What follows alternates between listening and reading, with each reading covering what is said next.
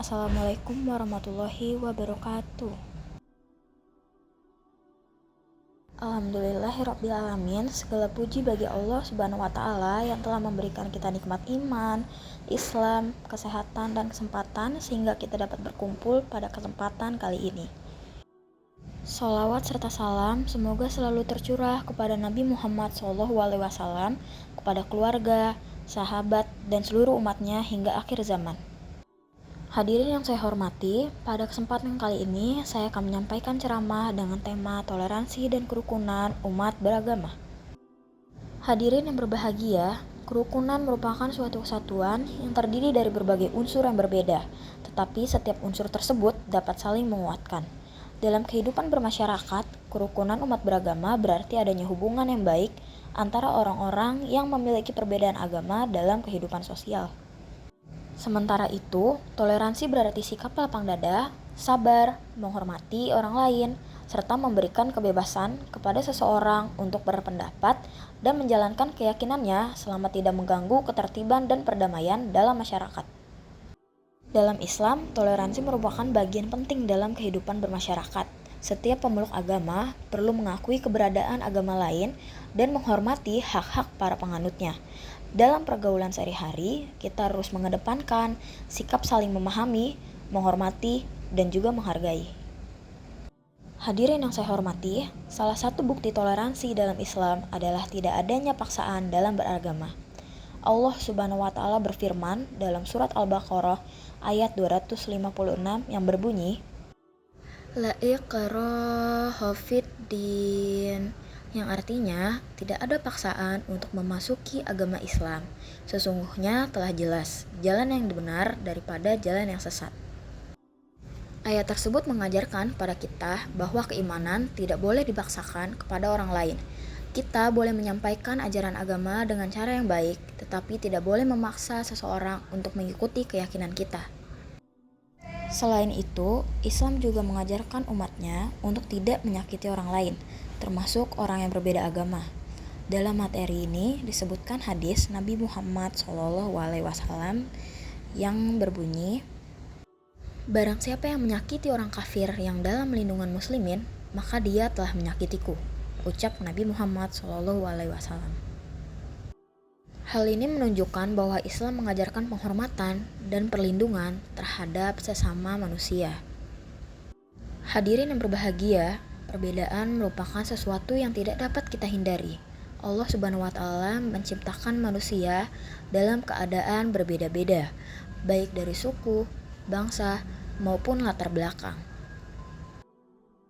Dalam surat Al-Hujurat ayat 13, Allah menjelaskan bahwa manusia diciptakan bersuku-suku dan berbangsa-bangsa agar kita saling mengenal. Kemuliaan seseorang di sisi Allah bukanlah berdasarkan suku atau bangsa, tetapi berdasarkan ketakwaannya. Oleh karena itu, perbedaan tidak boleh menjadi alasan untuk saling menghina dan merendahkan.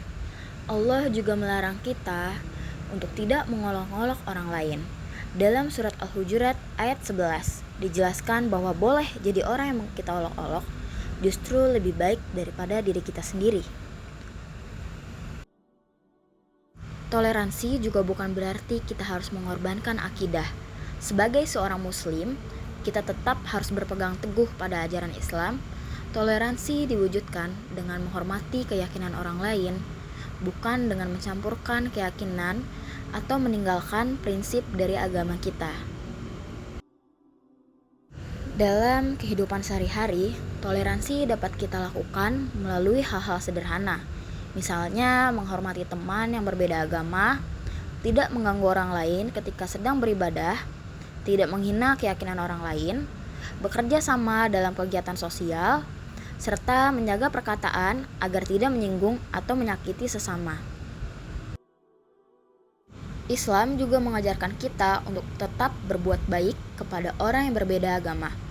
Perbedaan agama bukan menjadi alasan bagi seorang muslim untuk berhenti berbuat baik. Ketika kita membicarakan agama dengan orang lain pun, kita harus menggunakan cara yang baik, argumentasi yang dapat dipahami, serta tidak mencela agama yang bersangkutan. Hadirin yang saya hormati, Toleransi dapat kita mulai dari diri sendiri. Kita harus membiasakan diri untuk memiliki wajah yang ceria, bersikap lemah lembut, rendah hati, memiliki kelapangan dada, serta memperlakukan orang lain dengan baik. Sikap-sikap tersebut merupakan karakteristik toleransi yang diajarkan dalam materi ini. Jangan sampai perbedaan membuat kita saling bermusuhan.